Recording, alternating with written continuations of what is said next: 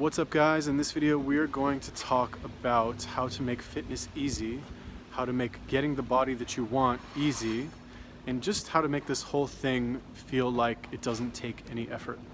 Okay, because I feel like the reason that most people aren't fit is because not necessarily that they don't think it's fun. Like, I don't think breathing is fun, but I breathe all the time every day because it's easy. I don't have to think about it. You know, it's just like, it just happens, right? How often do you think about breathing? Not really often, right? Okay, so I'm going to teach you how to make fitness effortless, like breathing or eating. Maybe not eating, because snake diet and all that. Okay, so before we get into that, please subscribe to my channel if you have not subscribed yet. I try to make videos every day about fasting, fitness, and whatever else I feel like talking about. Okay, also this video was brought to you by legendarysuitjamas.com. They make silk pajamas that look like suits, very similar, or actually exactly like this one that I'm wearing right now. Okay, now how to make fitness effortless. Okay, I'm gonna tell you right now. Now again, I'm not the most fit person in the world, not saying I'm number one, but this is something that I've been doing for a long time, and oh my God, I feel like I'm qualified to speak on the subject. Okay, and how do I do it? All right, now again, this is how to make fitness effortless for you. This is not about how to make fitness be a part of your current lifestyle and also make it effortless. Okay, you're gonna have to change some things, but we'll talk about that right now. You're basically gonna have to live like me. Not really. Okay, so the first thing is you have to consider where you live. Okay, I always make sure to live in a place where it's not hard for me to stay fit, okay? Now, granted, I do live in a place right now where it's actually pretty hard to stay fit.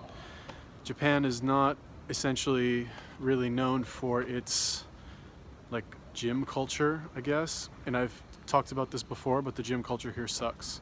Okay, gyms are boring. There's no real evolutionary pressure on people to be as attractive as possible. Like in America, for example, oh my God, I'm gonna die. Where there are many benefits to being as attractive as possible. Okay, I'm just spitballing here, right? But let's say you're a girl and you're extremely attractive and you're in America. You have access to lots of guys, let's say, who have a lot of money, right? You can go to clubs, and just essentially by existing in those places, you will get approached, you'll get offered things, generally by people who are considered high value by modern standards. Okay, I know this is like getting into a lot of stuff that has nothing to do with fitness. But if I knew, and unfortunately this doesn't work for guys, but if I knew that by being like super ripped or whatever, that I could go to clubs and girls would come up to me and offer me sex, offer me whatever, plane rides, and to go hang out on their yacht and chill in their mansion, oh my God, I would spend all my time working out. Okay, so the point is that you need to live somewhere where you are incentivized to exercise. Now, what does this have to do with Japan? Okay, so what's the incentive for Japanese girls to be as attractive as possible? Well, I got news for you. Japanese guys are not big, and this is generally, right? Of course, you're gonna have clubs and the same type of culture kind of that you have in America with that kind of thing, people who go out and like to blow money. But it's just not on the same scale. And on average, I would say that, the people who live here are not, just not that type of people. Okay, so where do you live, right? Another thing that I like to mention about making this whole thing easy is live somewhere where there's a beach, okay? Again, there's no beach here, so don't take me as a personal example. And obviously you can see by my awesome hair and this beard that I'm growing that I actually don't have too much evolutionary pressure on myself to look super good, unfortunately, despite my pimped out suit and tie. Okay, so live somewhere where there's a beach, all right? When you have a beach nearby, you're gonna go to the beach and you're not gonna wanna be fat at the beach. Also, generally, places that have a beach culture, they're hot, and I think there was some scientific study that said that hotter climates people who live in hotter climates are thinner on average. Okay, so just by moving someplace where the climate is hotter, you will lose weight.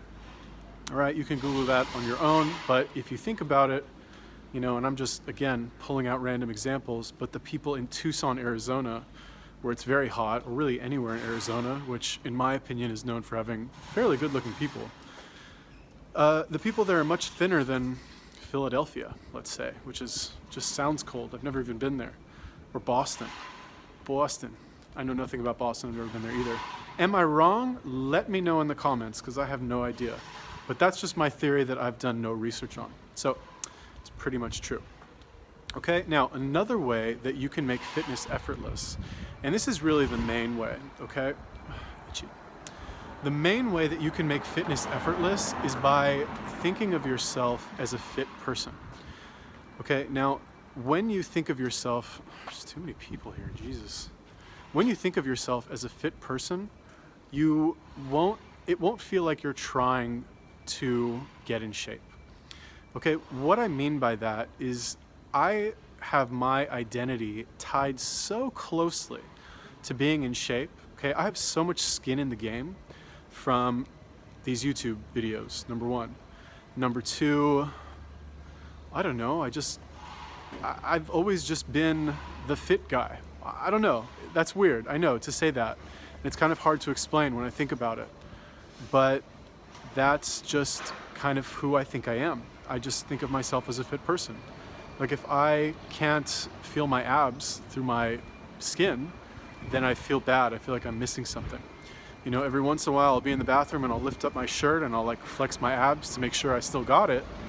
And if it's not looking the way that I want it to look, or at least, you know, close enough where I know I could get there in a few days, I'm gonna feel bad. You guys get to see my neighbors.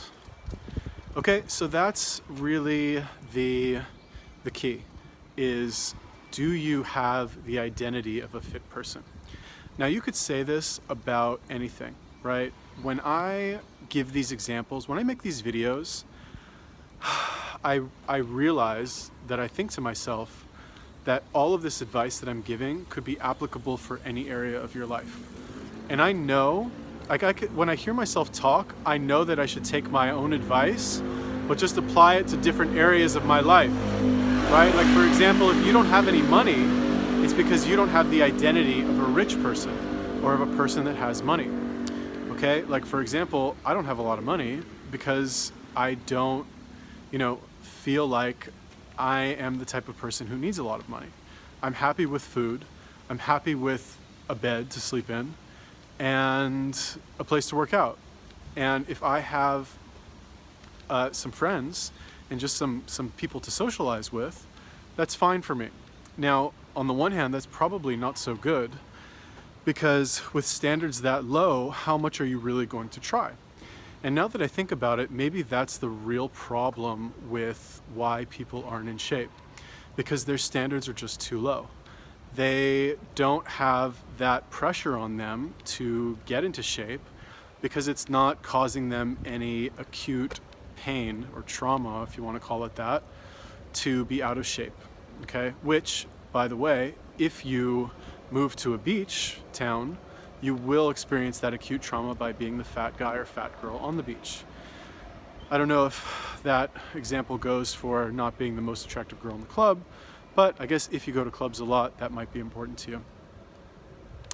Okay, so how can you change your identity into the type of person where you just believe you're a fit person? Okay, now there's an exercise called, I forget what it's called, but it's something about limiting beliefs, right? And basically what you're supposed to do is you're supposed to get a piece of paper and pencil and write down all of your beliefs about fitness. And what people like to say is that you will realize that you have beliefs that you didn't even really know that you had. Like for example, you might believe that being fit means that you won't be able to eat pizza with your kids anymore. I don't know, whatever it is, right? So get a piece of paper, write those things down, and just identify them until you can't think of any more. And then write something else. God, I'm so out of it, but I gotta finish this video because I've done this like 10 times and just turned the video off. Anyway, last thing you have to do is you have to write down things that, like arguments against those beliefs. Like, what would have to be true for this belief to be false? So for example, let's take the belief of fitness, being fit means you won't be able to eat pizza with your kids. Something that would counter that would be so many people. I gotta do these in the morning. What's up? Yeah, all right. So something that would counter that would be you can eat something else with your kids. You can go have steaks, for example. You can go to the park and run around with them. Essentially, you can spend time with them in some other way that is equal to what you would be doing with them before. And this is just one example that I pulled literally out of nowhere. You probably have different areas of your life, that will come out as you're doing this exercise. But anyway, that's it. I'm done with this video. I'm a little sick. I'm so out of it. Peace.